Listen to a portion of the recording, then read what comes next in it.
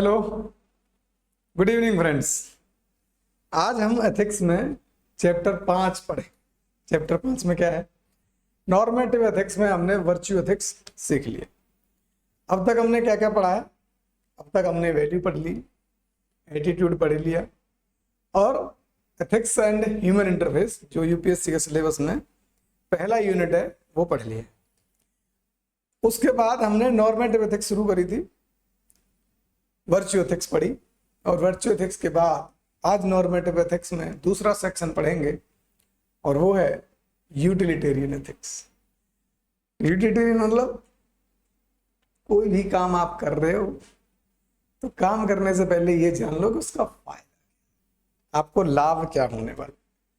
मतलब आप कोई भी काम करेंगे उसके पीछे फायदे की एथिक्स है। मतलब काम करना है नहीं करना है किस वजह से डिसाइड होगा? एंड से, कि अल्टीमेटली आपको करने के बाद क्या मिलेगा। यही आप अगर अच्छा मिलता है तो काम आपका गुड, सही, राइट माना जाएगा। और जो काम मिलने के बाद जो कॉन्सिक्वेंस होगा, जो रिजल्ट है, वो अगर खराब है तो आपके काम को सही, गलत या रॉन्ग माना। तो आज अपन उसी पर्सपेक्टिव को पढ़ेंगे कि ऐसा किसने कहा, क्यों कहा और इसके डिफरेंट लेवल पर फायदे और नुकसान क्या है। तो आइए समझते हैं। इसका नाम है टेलियोलॉजी। टेलियो मतलब एंड, कॉन्सिक्वेंस, फायदा, बाद का रिजल्ट। टेलियो लॉजी मतलब study, and oriented study, result oriented, consequence oriented. इसलिए इसको कभी कभी कॉन्सिक्वेंशलिस्ट अप्रोच भी बोलते हैं, teleology. टेलियो means and, टेलियो means and या कॉन्सिक्वेंस। और इस स्कूल में जो मतलब टेलियोलॉजी मतलब एंड या कॉन्सिक्वेंसेस की जो बात करें, जो लोग, उन लोगों के कलेक्शन, उन लोगों के ग्रुप को क्या बोलेंगे? यूटिलिटेरियंस। अब यूटिलिटेरियंस बोलेंगे तो वो बोलते क्या है? क्या बोलते हैं? Action is considered as right और wrong based on their outcome और यूटिलिटी। किसके बेस पे? आपके एक्शन को राइट या रॉन्ग किसके बेस पे बोला जाएगा? आपके एक्शन के कॉन्सिक्वेंस के बेस पे। अगर आपके एक्शन का कॉन्सिक्वेंस ठीक तो आपका एक्शन माना जाएगा राइट। अगर आपके एक्शन का कॉन्सिक्वेंस गलत तो माना जाएगा आपके एक्शन को गलत। तो कॉन्सिक्वेंस डिसाइड करेगा कि आपने जो किया वो सही था या नहीं। समझ में आई बात? तो अब इसके प्रोपाउंडर्स कौन है? दो लोग हैं, जेरेमी बेंथम और जे.एस. मिल। फिलोसॉफी ऑप्शनल पढ़ोगे तो और थिंकर्स हैं जो यूटिलिटेरियंस कैटेगरी में आते हैं, लेकिन एथिक्स में अपन दो लोगों से काम चला ले। एथिक्स में उतना ही आता है, जेरेमी बेंथम और जे.एस. दोनों में क्या अंतर है? दोनों ने एक ही स्कूल में होते हुए दो अलग अलग कमरे बनाए। मतलब एक घर में होते हुए दो अलग अलग क्लासेस में। स्कूल एक ही है। स्कूल का नाम क्या है? स्कूल का नाम है टेलियोलॉजी, यूटिलिटेरियंस। लेकिन उसमें दो क्लासेस हैं, एक जेरेमी बेंथम वाली और एक जे.एस. मिल वाली। इन दोनों में क्या माइन्यूट डिफरेंस है, क्यों है वो डिफरेंस, आज अपन ये भी समझने की कोशिश करें। तो चलिए शुरू करते हैं आज का अपना lecture. Jeremy Bentham. Jeremy Bentham को जब पढ़ेंगे तो तीन बातें पढ़ना बहुत जरूरी है। कौन कौन सी तीन बातें? तीन बातें पढ़ेंगे कि greatest good, greatest pleasure principal इसने दिया। अब ये क्या होता है ग्रेटेस्ट प्लेजर प्रिंसिपल? दूसरी बात यूनिवर्सल ईगोइज्म, ये इसमें दूसरी बात पढ़ेंगे। और तीसरी बात पढ़ेंगे artificial association of one's interest with those of others. मतलब जब बेरमी बेंथम को समझना हो तो उसके 3-4 जो कंसेप्ट, मेन कंसेप्ट हैं, उनको समझना बहुत जरूरी है। पहली बात वो बोलता है कि ग्रेटेस्ट प्लेजर प्रिंसिपल, मतलब आदमी जब भी कोई काम करेगा, ह्यूमन बाय नेचर ऐसा काम करना चाहेगा, करेगा जिससे उसे ग्रेटेस्ट प्लेजर मिले, और वैसा काम करना ही सही है जो ग्रेटेस्ट प्लेजर दे। उसने एक बात बोली थी कि there are 2 powers in the world, one is pain और दूसरा, वन इज प्लेजर, दूसरा is pain. Pleasure and pain are the only 2 powers to regulate the human action, conduct और behaviour, whatever you want to say, you can say it. उसकी नजर में केवल 2 ही driving force हैं आदमी के काम को, आदमी के एक्शन को ड्राइव करने के लिए, गाइड करने के लिए, डायरेक्ट करने के लिए, और उन 2 का नाम क्या है? Pain, pleasure. आदमी ग्रेटेस्ट प्लेजर प्रिंसिपल के अंडर, ये जो अपना बेंथम साहब है, बेंथम साहब का कहना है कि आदमी का जो कंडक्ट है वो केवल 2 पावर से ड्रिवन होता है। पहला कौन सा है? प्लेजर, और दूसरा कौन सा है? पेन। बस। अब आदमी का जो एक्शन है वो इन 2 से ड्राइव होता है, और कोशिश क्या होती है उसकी? Maximise it, maximise the pleasure और मिनिमाइज द पेन। क्या उसने गलत बोला है? दुनिया का कोई भी इंसान, चाहे वर्च्यू एथिक्स फॉलो करता हो या ड्यूटी एथिक्स फॉलो करता हो या कॉन्ट्रैक्टेरियन एथिक्स फॉलो करता हो या यूटिलिटेरियन, मतलब दुनिया का कोई भी इंसान कोई भी रास्ता अपनाए, चाहे वो संत बन जाए, चाहे फैमिली मैन बन जाए, चाहे घर त्याग कर राजनेता बन जाए, चाहे महात्मा बुद्ध बन जाए, हर आदमी ने, हर इंसान ने केवल यही कोशिश की कि दुख को कम किया जाए और प्लेजर, सुख को बढ़ाया। जेएस मिल इसी वजह से इवॉल्व हुआ कि उसने प्लेजर के टाइप्स पर ध्यान दिया। बेंथम का प्लेजर मिल के प्लेजर से अलग होगा, यही बेंथम को मिल से अलग करता है या मिल को बेंथम से अलग करता है। Got the point? आगे समझेंगे कि मिल ने किस तरह के प्लेजर को प्रमोट किया है और बेंथम ने किस तरह के प्लेजर। और कोई भी फिलोसफी थ्योरी इवॉल्व होती है, फिलोसफी हो या कोई ह्यूमन बीइंग हो या कोई ऑर्गेनिज्म, इवोल्यूशनरी फेज में जब चलते हैं तो हमेशा बुरे से अच्छे होते चले जाते हैं। तो प्राइमरी लेवल पर कोई फिलोसफी जिस रॉ फॉर्म में होती है, वैसे ही बेंथम की यूटिलिटेरियन फिलोसफी रॉ फॉर्म में थी। उसमें बेंथम ने जिस प्लेजर को प्रायोरिटी दी, बेंथम ने कहा कि ग्रेटेस्ट प्लेजर प्रिंसिपल फॉलो होता है ह्यूमन एक्शन।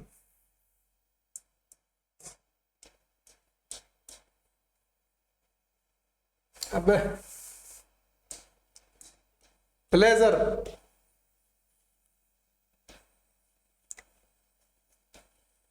बेंथम ने कहा कि जो ह्यूमन एक्शन है,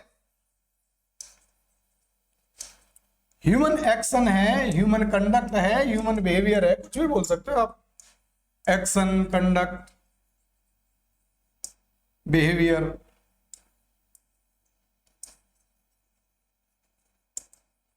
कुछ भी बोल सकते हो जो आपका मन करे। उसका कहना है बेंथम का कि जो ह्यूमन एक्शन है, ह्यूमन कंडक्ट है, ये हमेशा प्लेजर को मैक्सिमाइज करने के लिए होना चाहिए या होता है, यही कहना था उसका। और प्लेजर जो होगा वो बेंथम ने फिजिकल प्लेजर को ज्यादा जोर दिया। जोर का मतलब कुछ नहीं था, उसने केवल ये कहा कि इंसान बाय नेचर प्लेजर को मैक्सिमाइज करना चाहता है, करना चाहिए, और पेन को, सौरों को मिनिमाइज करता है या करना चाहिए। अगर कोई ह्यूमन एक्शन प्लेजर को मैक्सिमाइज करती है तो वो सही मानी जानी चाहिए या सही है, और अगर कोई एक्शन पेन को मिनिमाइज करती है तो वो भी सही मानी जानी चाहिए। मतलब उसको आप एथिकली सही मानो। अगर किसी आदमी ने ऐसा एक्शन किया जिससे प्लेजर मिनिमाइज हो रहा है, वो प्लेजर मैक्सिमाइज हो रहा है, प्लेजर मिनिमाइज हो रहा है, तो ग्रेटेस्ट प्लेजर प्रिंसिपल में, ग्रेटेस्ट प्लेजर प्रिंसिपल में बेंथम साहब क्या बोलेंगे? बेंथम साहब बोलेंगे कि भैया जो ह्यूमन एक्शन है उसका गोल क्या होना चाहिए, उसका एम क्या होना चाहिए? एम होना चाहिए प्लेजर को मैक्सिमाइज करना,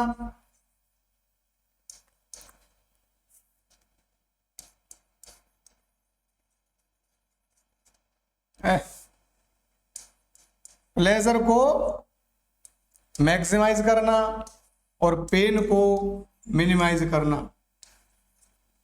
अगर कोई एक्शन, बेंथम के अनुसार, अगर कोई एक्शन प्लेजर को मैक्सिमाइज कर रही है या पेन को मिनिमाइज कर रही है तो वो कैसी मानी जाएगी? सही, राइट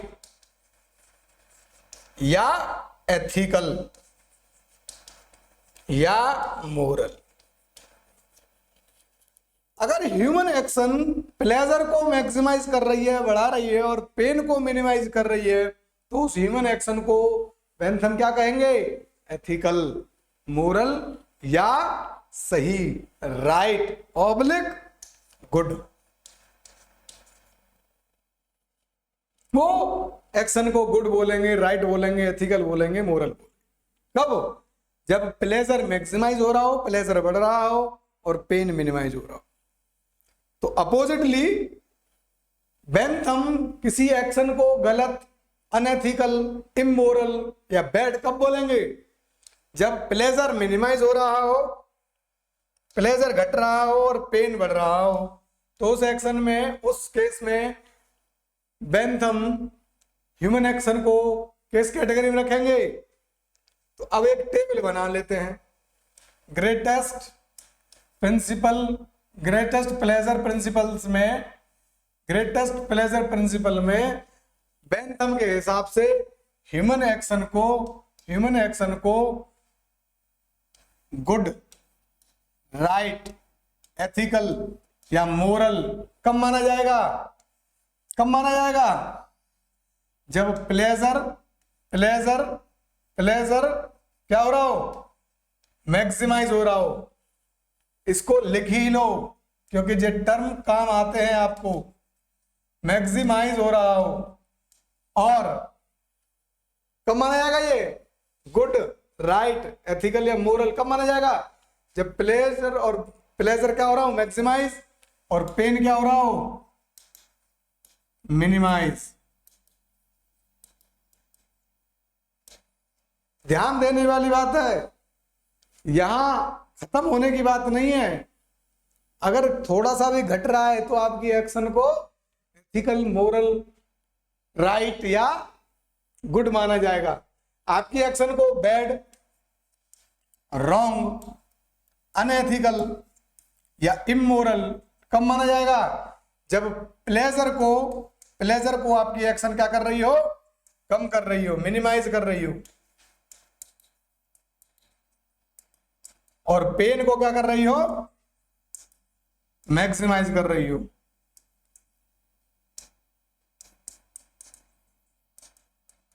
अब समझ में आ जाएगा।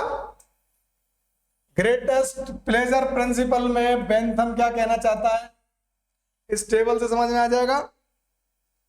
ग्रेटेस्ट प्लेजर प्रिंसिपल का मतलब है कि ह्यूमन एक्शन तब सही, राइट, एथिकल, गुड मानी जाएगी जब प्लेजर मैक्सिमाइज हो रहा हो, पेन मिनिमाइज हो रहा हो। अभी प्लेजर के टाइप पर नहीं गया है बेंथम, जा भी नहीं सकता। क्यों? क्योंकि थ्योरी अभी इवोल्यूशनरी फेज में है, बचपन में है, और बचपन में रिफाइनमेंट नहीं हो सकता। किसी भी थ्योरी के इनिशियल फेज में थ्योरी का रिफाइनमेंट पॉसिबल नहीं है, जो यहां भी नहीं है। इसलिए उसने प्लेजर के डिफरेंट टाइप्स पर ध्यान नहीं दिया। जिसको जिसमें प्लेजर मिले उसने बोला वही प्लेजर है। प्लेजर को, किसी प्लेजर को अच्छा और किसी प्लेजर को बुरा नहीं बताया उसने। अगर किसी को रसगुल्ला खाने में प्लेजर है तो उसके लिए प्लेजर है, इसीलिए तो वो ईगोइस्टिक यूटिलिटेरियन माना जाता है, ईगोइज्म ना। तो हेडोनिस्ट माना जाता है। हेडोनिस्ट मतलब इंडिविजुअल सेंट्रिक ईगो, मतलब यूटिलिटेरियन। अगर एक आदमी के लिए रसगुल्ला खाना प्लेजर है, हालांकि बाद में पता चला है कि रसगुल्ला ज्यादा खाने से मधुमेह, डायबिटीज हो जाता है, नुकसानदायक है, लेकिन जब तक उसे प्लेजर मिल रहा है तब तक रसगुल्ला खाना ठीक है। किसी को अच्छा कपड़ा पहनने से प्लेजर मिलता है तो वो उसका कंडक्ट एथिकल माना जाएगा, अनएथिकल नहीं। यहां एक्सटर्नल एंटिटी डिसाइड नहीं कर रही है आपके ह्यूमन एक्शन को, आपका प्लेजर। इसीलिए जो हेडोनिस्ट बोला जाता है, मतलब इंडिविजुअल डिसाइड कर रहा है, इंडिविजुअल खुद डिसाइड करेगा कि उसका एक्शन एथिकल है या अनएथिकल है। अगर आदमी ने, पर्सन ने ये बोल दिया कि मुझे ये करने से सुख मिलता है, प्लेजर, हैप्पीनेस, तो वो माना जाएगा कि आपका एक्शन अच्छा है। समझ में? Greatest pleasure principal. ऐसे ही अगर किसी आदमी के एक्शन से पेन मिनिमाइज हो रहा हो, पेन मिनिमाइज हो रहा हो मतलब घर बनाना, तो उसके वो बरसात धूप से बचने में दिक्कत कम पड़ेगी, मतलब अब वो सेफ है। तो धूप की मार, बरसात की मार उसको नहीं झेलनी पड़ेगी। मतलब ये हुआ कि उसका पेन मिनिमाइज हुआ। ठीक है? तो घर बनाने को एथिकल माना जाएगा। और किसी ने किसी का घर तोड़ा, या किसी ने अपना ही घर तोड़ लिया गुस्से में, नया बनाने के लिए नहीं, गुस्से में तोड़ लिया, तो उसको बोला जाएगा कि आपने अपने पेन को मैक्सिमाइज किया है, प्लेजर को मिनिमाइज किया है, इसलिए उसका एक्शन अनएथिकल, रॉन्ग, बैड या इमोरल माना जाएगा। हालांकि इन टर्म्स में अंतर होता है, लेकिन जब यहां थ्योरेटिकल लेवल पे बात करने आएंगे तो इन टर्म का सिमिलर मीनिंग होता है, एक दूसरे की जगह अल्टरनेटिवली यूज कर लेंगे। लेकिन जब डेफिनेशन में जाएंगे और टर्मिनोलॉजी में जाएंगे, एथिकल टर्मिनोलॉजी में, तब इनको हम अलग अलग टर्म ही बात करेंगे। ये हमने लेक्चर 1 में ही शायद डिसाइड कर लिया था, 1 में या 2 में, आप जाकर प्ले लिस्ट में देखिए, तो वहां मैंने राइट का और गुड का डिफरेंस बताया है। राइट ड्यूटी से एसोसिएटेड है, गुड कॉन्सिक्वेंस से, फायदे और नुकसान से, फायदे से। टर्मिनोलॉजी के लेवल पर जब यूज करते हैं तब इनको अलग अलग यूज करते हैं, यूज करना भी चाहिए, लेकिन यहां अंदर आकर अलग अलग यूज नहीं करते। जैसे सीमेंट और ईंट दो अलग अलग एंटिटीज हैं, लेकिन घर बनाते समय जब बात आती है तो दोनों को यूज करते हैं। सीमेंट की भी ईंट होती है, सीमेंट की भी ईंट हो सकती है, तो वैसा कुछ कंसेप्ट। ठीक है? तो यहां ग्रेटेस्ट प्लेजर प्रिंसिपल हमने समझ लिया। अब आगे चलते हैं।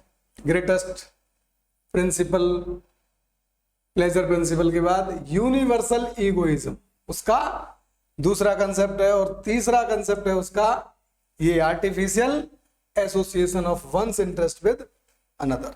एक एक करके समझेंगे। ग्रेटेस्ट प्लेजर प्रिंसिपल को थोड़ा सा हमने समझा, अब चलते हैं अगले टॉपिक पर, और इसका नाम है ग्रेटेस्ट प्लेजर प्रिंसिपल को डिटेल में और समझ लेते हैं क्या कहना चाहता है।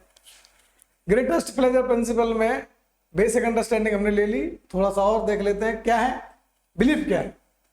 ऑल नॉलेज जो है ग्रेटेस्ट प्रिंसिपल के प्लेजर प्रिंसिपल के हिसाब से कि जो नॉलेज है ना आपकी, all knowledge is derived from sensation.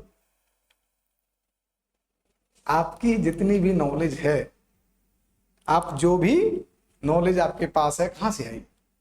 कुछ टच करके देखा, कुछ स्वाद चख कर देखा, कुछ आंखों से देखा, वो भी सेंस ही है। कुछ सुनकर देखा, कुछ चीजें कर्ण प्रिय होती है, कुछ आंख प्रिय होती है, कुछ जीभ प्रिय होती है, और कुछ स्किन प्रिय होती है। नहीं समझ आ रहा? समझ तो रहे हो? अरे आंखों को हर चीज अच्छी नहीं लगती ना, और कानों को भी हर चीज अच्छी नहीं लगती, ऐसे ही जीभ को भी हर चीज अच्छी नहीं लगती। करेला सबको थोड़ा ना पसंद है, करेला सबको पसंद थोड़े। गालियां कौन सुनना चाहेगा? अपनी बुराई कौन सुनना चाहेगा? कभी कभी किसी नेता के भाषण जो समझ में नहीं आते या बहुत फालतू के भाषण देता है, तो उसको कौन सुनता है? कोई नहीं। तो कर्ण प्रिय भी सब चीज नहीं है। ठंड के मौसम में बर्फ कौन छूना चाहेगा, और गर्मी के मौसम में गर्म पानी से कौन नहाना चाहेगा? कोई नहीं ना चाहेगा। इसीलिए आपकी नॉलेज जो है, आपने कुछ सही माना या गलत माना, अच्छा माना या बुरा माना, आपने ये कहां से डिसाइड किया? आपने सेंस किया। आपको करेला अच्छा लगा या बुरा लगा, कैसे पता चला? या तो आपने खाकर देखा, सेंस किया खुद, या आपके किसी रिलेटिव ने बताया कि करेला बहुत कड़वा होता है।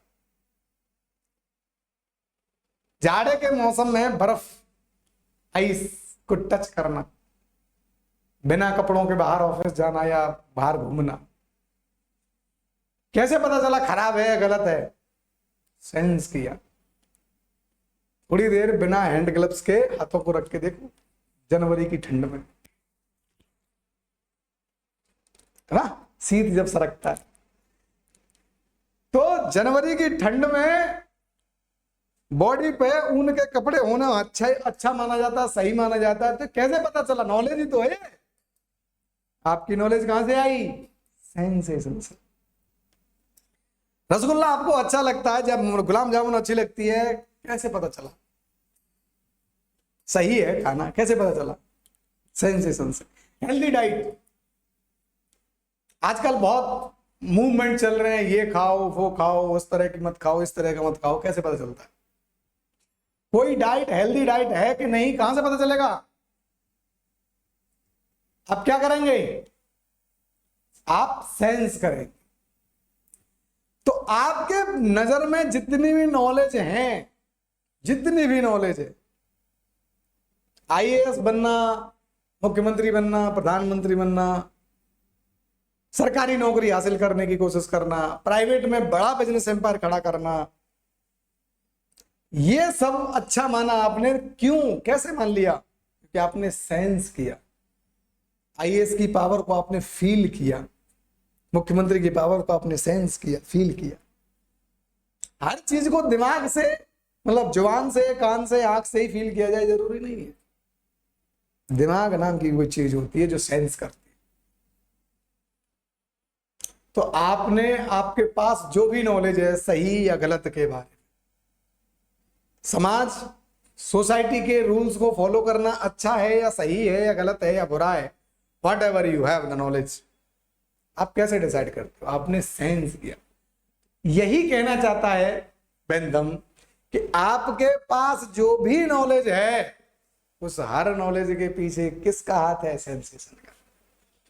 तो every knowledge is derived from sensation. You have no knowledge without sensation. अगली बात, और ह्यूमन जो है हेडोनिस्ट है बाय नेचर। हेडोनिस्ट मतलब सेल्फ सेंट्रिक। आदमी कितना भी दानी हो जाए, उस दान में भी उसका सेल्फ इंटरेस्ट ही होता है। कोई दानी दूसरे को खुश करने से ज्यादा दान करके खुश होने के लिए दान करता है।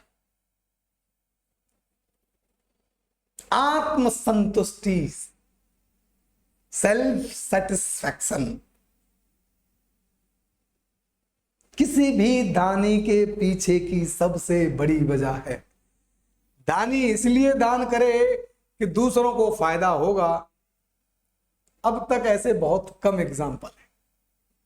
दान करने के पीछे की निहित भावना जो है वो क्या है? Self satisfaction. आदमी को खुद संतुष्टि मिलती है। इवन जब तक आप किसी भी की भी कहानी सुन लो, जितने भी दानवीर आपने सुने, माइथोलॉजिकल कैरेक्टर्स हों या हिस्टोरिकल कैरेक्टर, हर कैरेक्टर के बैक एंड में जाके पढ़ो उसकी स्टोरीज, तो आपको पता चलेगा। मैं नॉर्मल ह्यूमन एक्शन की बात नहीं कर रहा, मतलब खाना खाना, सोना और बॉडीली प्लेजर्स को सीख करना, उनकी बात नहीं कर रहा। ऑडी में चलना, एप्पल की घड़ी पहनना, एप्पल का फोन रखना, लिवाइस की जीन्स पहनना, हेयर स्टाइल पहनना, हेयर स्टाइल अच्छी करना, अच्छा चश्मा लगाना, अच्छी दाढ़ी रखना, अच्छा हेयर ऑयल यूज करना, that's all are part of pleasure. वो उन तरह के नॉर्मल प्लेजर्स की बात नहीं कर रहा। मैं कह रहा हूं ह्यूमन एक्शन कोई भी हो जिसमें आदमी सेल्फ पे काम न करके दूसरों पे काम कर रहा है, जहां दान जैसी चीजें हैं, चैरिटी है, वहां भी आदमी का पर्सनल इंटरेस्ट प्रायोरिटी पे होता है। और वो पर्सनल इंटरेस्ट सेल्फ सेटिस्फैक्शन के फॉर्म में होता है। कोई भी आदमी दान करने आत्मसंतुष्टि के लिए जाता है, अपना फायदा वहां भी है। तो यही बात हेडोनिस्ट, मतलब बेंथम ने कहा इसी बात को। कैसे कहा? कि human is by nature is a hedonist. Hedonist का मतलब है, हेडोनिस्ट का मतलब हुआ सेल्फ सेंट्रिक। हेडोनिस्ट का मतलब क्या हुआ? बाय नेचर कैसा है? Self centric.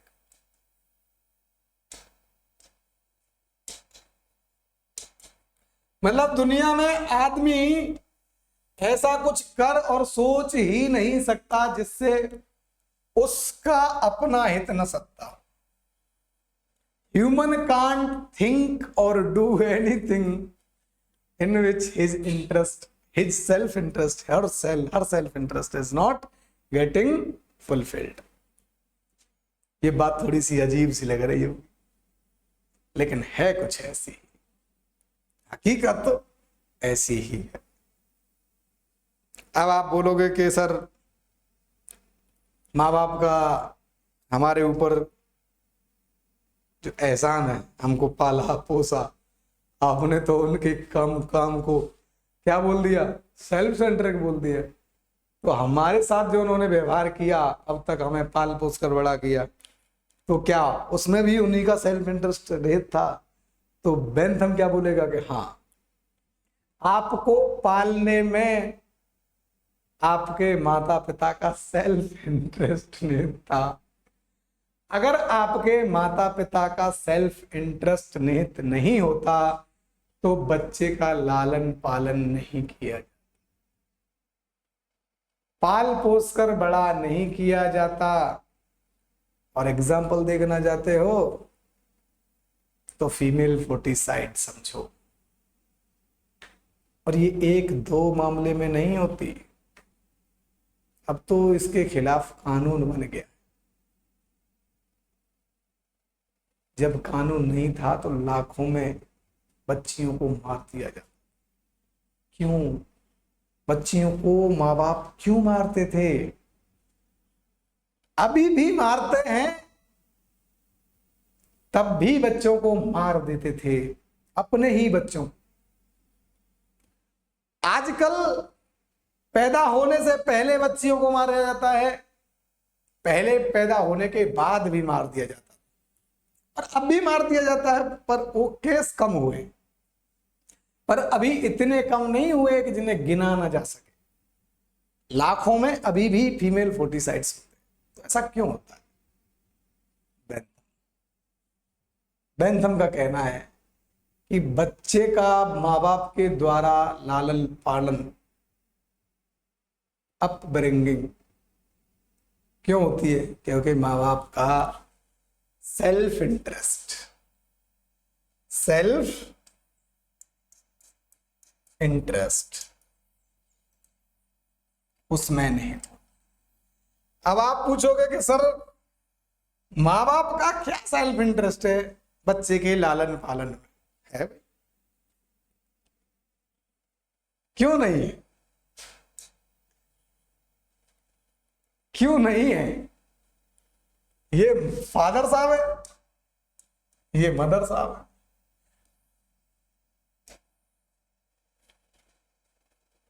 बच्चे के लालन पालन में इनका इंटरेस्ट है, तभी तो बच्चे का लालन पालन करेंगे, अन्यथा जिस दिन इन्हें ये एहसास होगा कि बच्चे के लालन पालन में इनका इंटरेस्ट नहीं है, या तो बच्चे को पैदा होने से पहले मार देंगे, या पैदा होने के बाद मार देंगे, या शादी होने के बाद छोड़ देंगे। कैसे? आओ एग्जाम्पल से समझते हैं रियल लाइफ। फादर और मदर को अपना वंशज चाहिए। किसको चाहिए ये वंशज? बच्चे को नहीं। वंशज की इच्छा, किसकी इच्छा है? इन दोनों की। वंशज चाहिए इनको, डिसेंट, जो इनके नाम को, इनकी शोहरत को आगे बढ़ाए। वंशज की इच्छा, किसकी इच्छा है? माँ बाप। और माँ बाप की इच्छा क्या है? माँ बाप का इंटरेस्ट। हुआ ना इंटरेस्ट? पहला एक ही नहीं कहूंगा मैं, जब गिनाऊंगा तो हजारों चीजें गिनाऊंगा। देखो, पहला इंटरेस्ट माँ बाप का बच्चे के लालन पालन में कि उसे एक वंशज मिलेगा। दूसरा, सिक्योरिटी।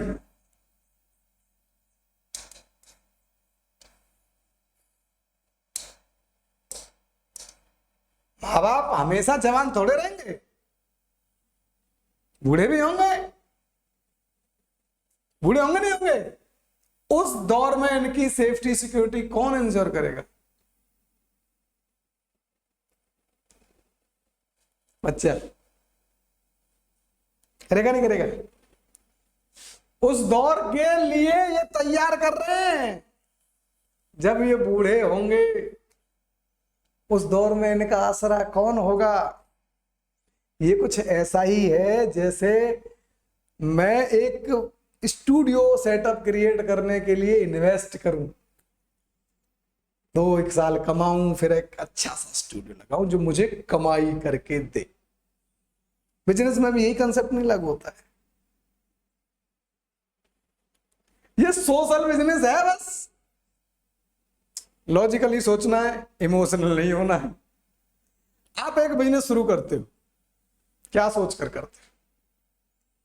आप उसमें पैसा, टाइम, एनर्जी, रिसोर्स, दिमाग सब लगाते हैं। क्यों लगाते? कोई भी आदमी किसी बिजनेस में किसी भी तरह का इन्वेस्टमेंट कब करता है?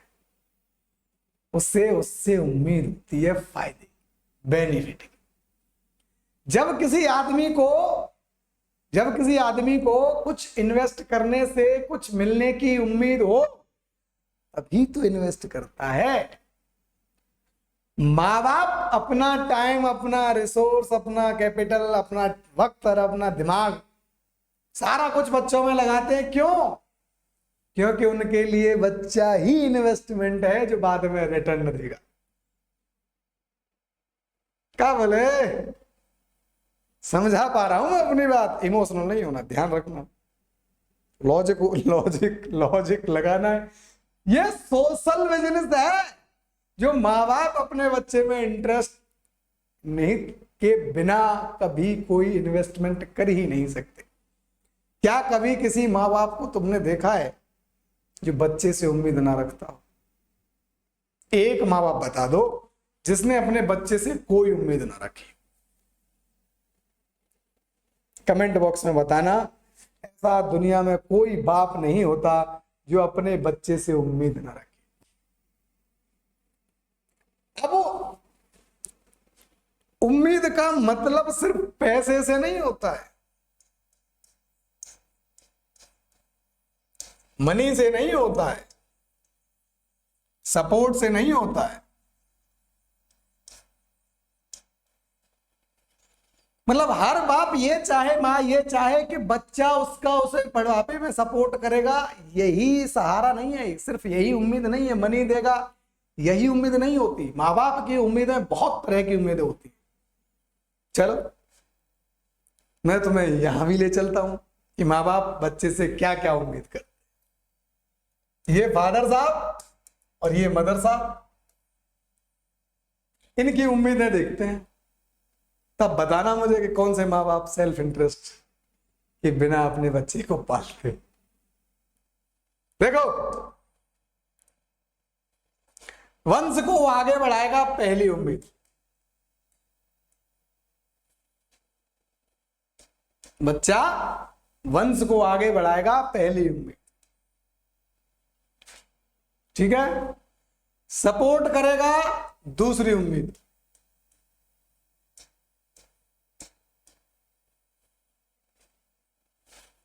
सोसाइटी में रिकॉग्निशन दिलाएगा तीसरी उम्मीद,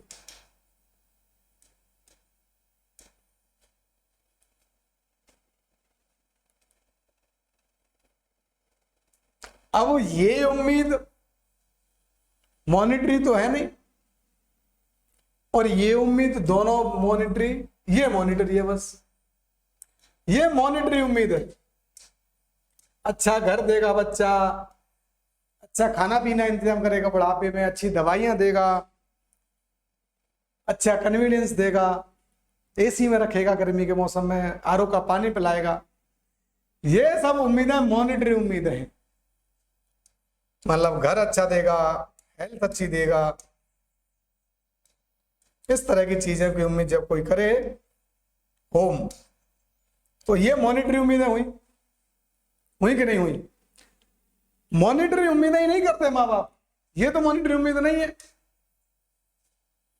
और ये भी मॉनिटरी उम्मीद नहीं है। सोसाइटल उम्मीद। क्या अब भी आप यही कहोगे कि माँ बाप बिना सेल्फ इंटरेस्ट के बच्चे का लालन पालन करते हैं? शायद अब वो उम्मीद करता हूं कि आपकी राय बदल गई होगी। तो बेंथम का क्या कहना था कि दुनिया में कोई भी इंसान माँ बाप से आगे बढ़ता है। सो कॉल्ड सेंट्स, जो दुनिया को छोड़ देते, इनका एक्शन भी सेल्फ इंटरेस्ट से परे नहीं होता, इनका इंटरेस्ट भी सेल्फ सेंट्रिक ही होता है। आप बोलोगे राजकुमार सर आप ये तो बड़ी मतलब बेहूदी बात कर रहे हो। संत आदमी से आप ये कह रहे हो कि संत आदमी सेल्फ इंटरेस्ट से काम करता है। महात्मा गांधी का काम सेल्फ इंटरेस्ट का काम था। आपको उनका काम बाहरी तौर पर दुनिया के लिए किया हुआ लग सकता है,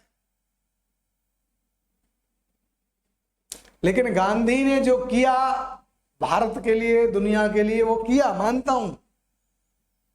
लेकिन ये नहीं दावा कर सकते आप कि उनमें उनका सेल्फ इंटरेस्ट बिल्कुल नहीं था। प्राइमरी उद्देश्य उनका सेल्फ सेंट्रिक।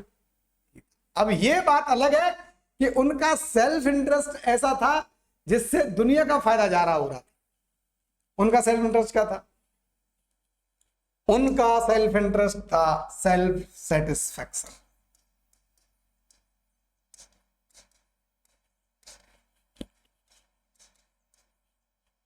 उनकी आत्मा ही इस बात से खुश होती थी जो वो काम करते थे। सत्याग्रह, फास्ट, नॉन वायलेंस, कास्टिज्म के अगेंस्ट मूवमेंट, ये सब काम उन्होंने दुनिया के लिए किए।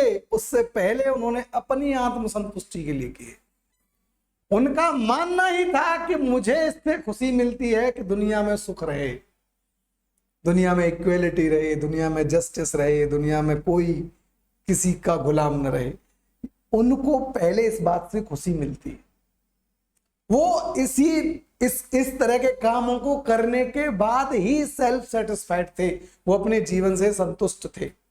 अगर उनको ऐसा न करके कुछ वैसा करने में मजा आता, आत्मसंतुष्टि मिलती, तो वो वही करते जो उनको सेल्फ सेटिस्फेक्शन देता।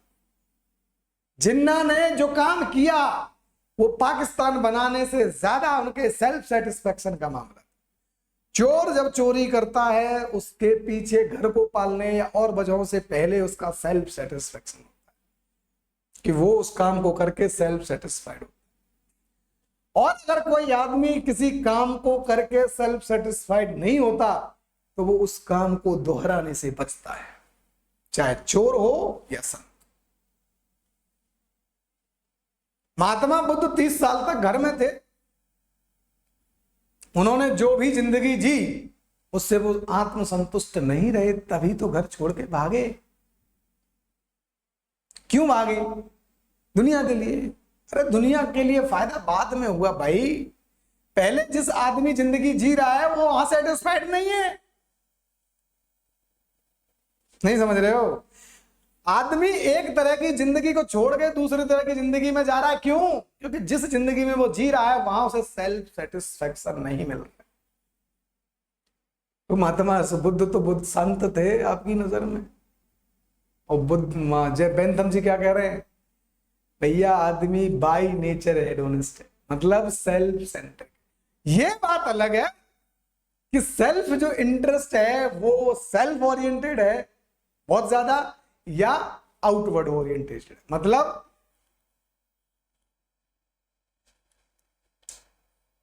ये तो तय है कि आदमी का जो काम है वो किस पे बेस्ड होगा, किससे निर्धारित होगा? सेल्फ इंटरेस्ट से। अब ये जो सेल्फ इंटरेस्ट है, सेल्फ सेंट्रिक है, इस सेल्फ इंटरेस्ट से किसका कितना भला हुआ, अपना सेल्फ का और कितना अदर्स का, ये अलग अलग हो सकता है। आदमी करेगा सेल्फ सेंट्रिक काम ही, सेल्फ सेटिस्फेक्शन के काम ही, लेकिन उस सेल्फ सेंट्रिक काम से सेल्फ का ज्यादा फायदा होगा या अदर्स का, ये वेरी कर सकता है। यही अंतर हुआ।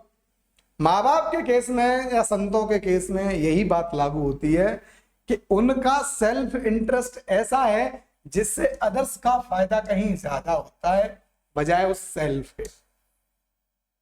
सेल्फ का भी फायदा होता है लेकिन उतना नहीं होता जितना अदर्स का फायदा होता। लेकिन ध्यान रखने वाली बात यह है कि दुनिया में कोई भी इंसान सेल्फ सेंट्रिक ही काम करता है, सेल्फ सेंटर्ड ही काम करता है, सेल्फ इंटरेस्ट के लिए ही काम करता है।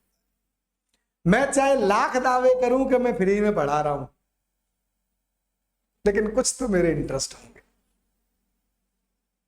जब तक मेरा इंटरेस्ट पूरा नहीं हो रहा होगा या मेरे इंटरेस्ट को पूरा होने की उम्मीद नहीं हो रही होगी, मैं इतनी तामझाम क्यों करूंगा?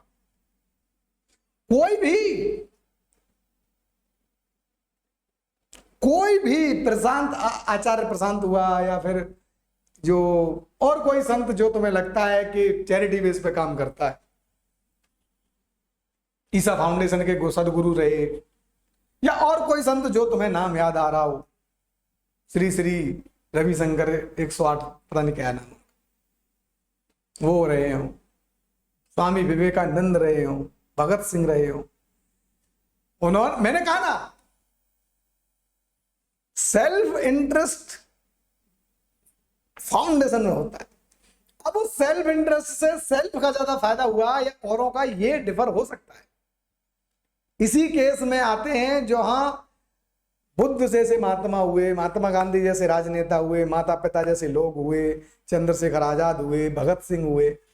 इन सबों के काम के पीछे सेल्फ इंटरेस्ट था, लेकिन उनके सेल्फ इंटरेस्ट ने दूसरों के इंटरेस्ट को उससे ज्यादा फुलफिल किया जितना उन्होंने सेल्फ इंटरेस्ट को फुलफिल किया।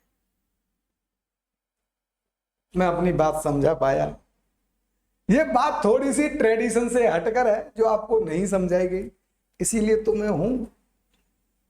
अगर सारे जो एग्जिस्टिंग ट्रेडिशनल टीचर्स हैं वो आपको वो चीज नहीं समझा पाए जो जैसी है, तो मेरी जरूरत ही क्या थी? मैं आता ही क्यों? मैं आया हूं मतलब कुछ तो ट्रेडिशन से हटके लाऊंगा और उन परतों को हटाऊंगा जो कुछ लोग हटाने की कोशिश नहीं कर पाए, कोई नहीं कर पाए। कभी कभी सच थोड़ा सा मुश्किल होता है डाइजेस्ट करना, लेकिन ऐसा तो नहीं होता कि कोई उस सच को डिस्क्लोज करेगा ही नहीं। कड़वा हो तो क्या, मुश्किल नहीं है, लॉजिकली सोचना है। तो हम समझ पाए कि ह्यूमन जो है बाय नेचर कैसा है, हेडोनिस्ट। हमने संत तक का एग्जाम्पल ले लिया। और एक ऑर्डिनरी मैन तो होता ही सेल्फ सेंट्रिक है, जैसे अडानी जी हुए, मोदी जी हुए, अंबानी जी हुए, टाटा हुए, कोई भी बिजनेसमैन हुआ, पॉलिटिशियन हुआ, कोई ब्यूरोक्रेट हुआ, कोई फिल्म एक्टर हुआ, डॉक्टर हुआ, प्रोफेशनल लॉयर हुआ, दुनिया के जितने भी प्रोफेशनल्स हैं वेरियस फील्ड्स में, everyone is self centric and driven by the self interest. Is it clear? Let's move forward. समझा पाया मैं अपनी बात? सेल्फ सेंट्रिक होते हैं। अगली बात, सेल्फ सेंट्रिक से हम आगे बढ़ेंगे। उसने कहा कि आदमी का जो सेंसेशन है वो दो तरीके का हो सकता है। मैंने बोला ना, दो फोर्सेस हैं दुनिया में, दो पावर्स हैं, एक प्लेजर और एक पेन।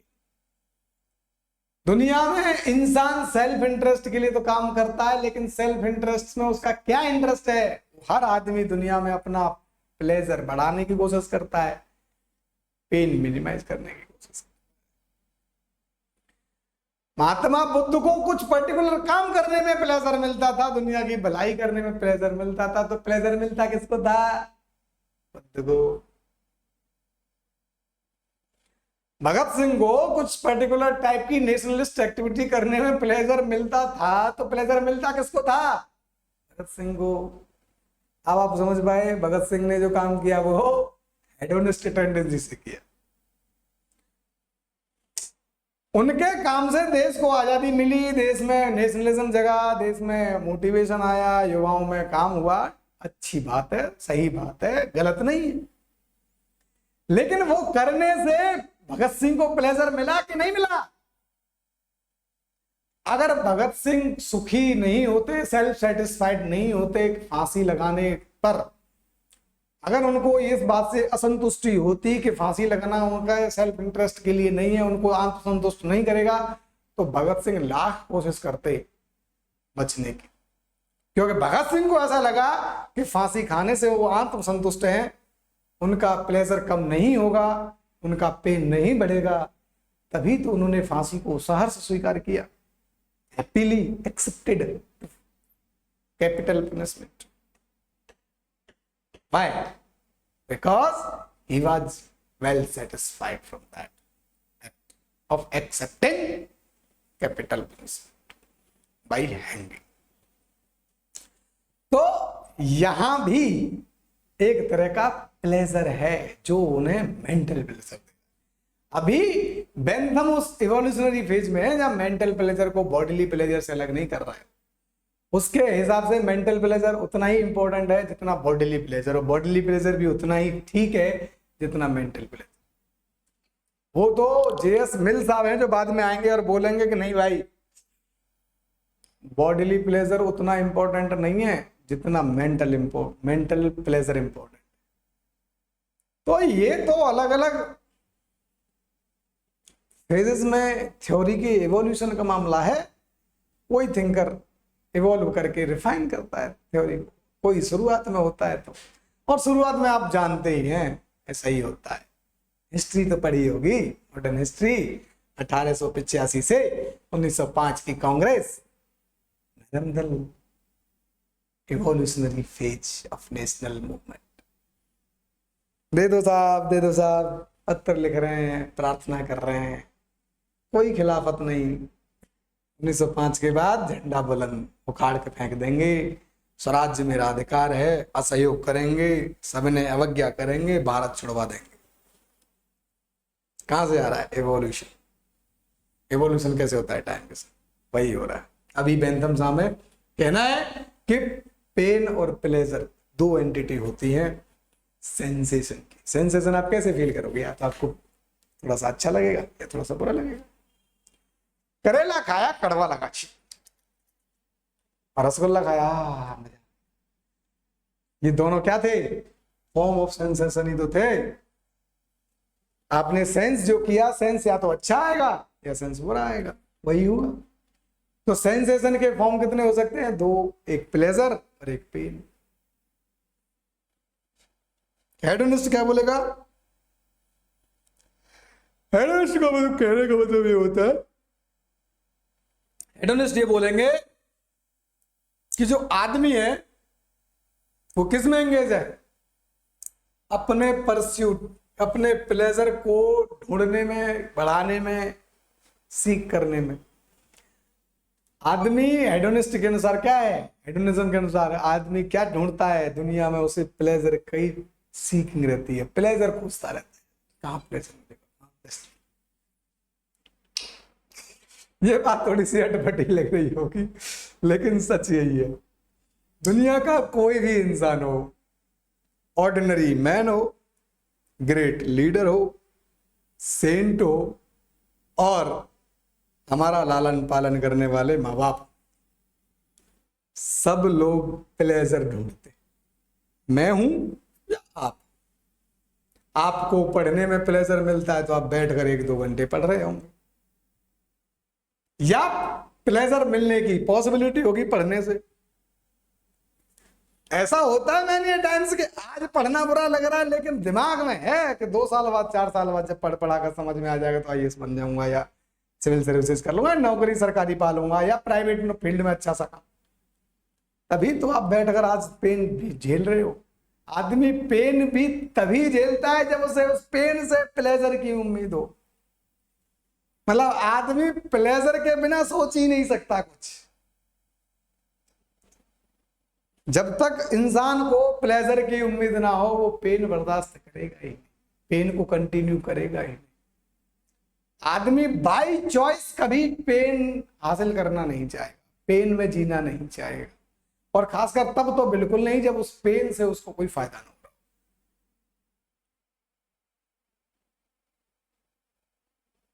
समझ रहे हो आप बात? तो दुनिया में अगर कोई इंसान पेन फील कर रहा है,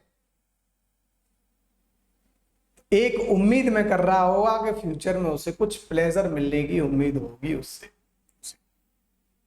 जब तक किसी इंसान को फ्यूचर में प्लेजर मिलने की पॉसिबिलिटी ना हो, वो पेन एक्सेप्ट नहीं करेगा। मां को जिस दिन ये भरोसा हो जाए कि आने वाला बच्चा उसके काम का नहीं है, उस बच्चे को वो जन्म ही नहीं देगी। उम्मीद को मार दो आप। किसी औरत की ये उम्मीद मर जाए बच्चा पैदा होने से पहले कि आने वाला बच्चा उसकी जिंदगी को बर्बाद कर देगा। अब बताना मुझे कि कौन सी मां अपने बच्चे को जन्म दे सकती, अगर ये पता चल जाए। आप पाओगे कि rare of the rarest case, करोड़ों में एक औरत ऐसी होगी जो अपना धर्म समझकर इस बच्चे के जनन को जन्म देगी, काम को पूरा पर करेगी कि मैं मां हूं, प्रकृति हूं, और मैं तो जन्म दूंगी, चाहे मेरा बच्चा कुछ भी हो, मेरा ही वध कर दे बाद में। ऐसी बहुत कम, बहुत ही कम, rare of the rarest case में मदर मिलेगी जब उसे पता। अब तो एक आंदोलन और चला है ब्रिटेन साइड में, बच्चे की बीमारी पता चल जाए तो बच्चे का मॉडिफिकेशन करवा देते। जेनेटिक डिसऑर्डर अगर बच्चे के गर्भ में पता चल जाते हैं तो उसको क्या करवाते हैं?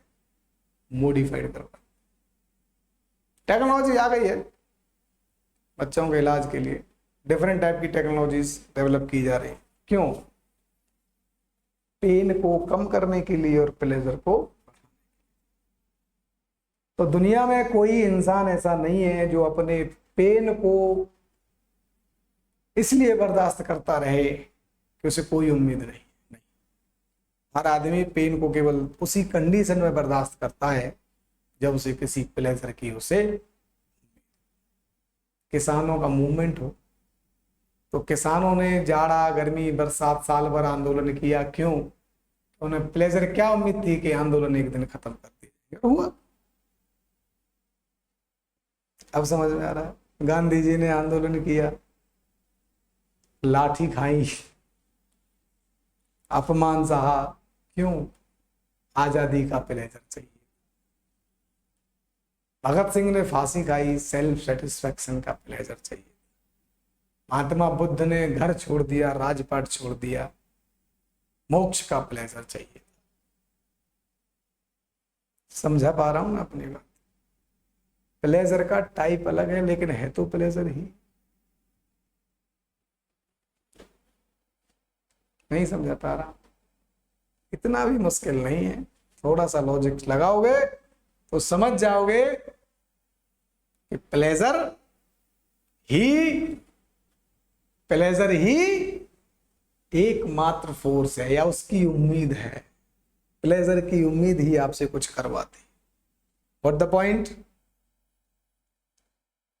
इसीलिए उसने बोला कि भैया दुनिया में ना जो ईगोइज्म है वो यूनिवर्सल है, none is exception.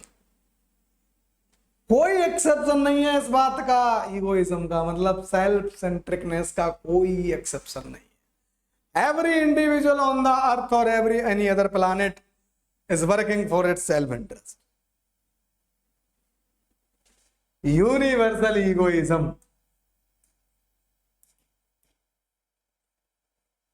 Universal egoism. ऐसा समझ में,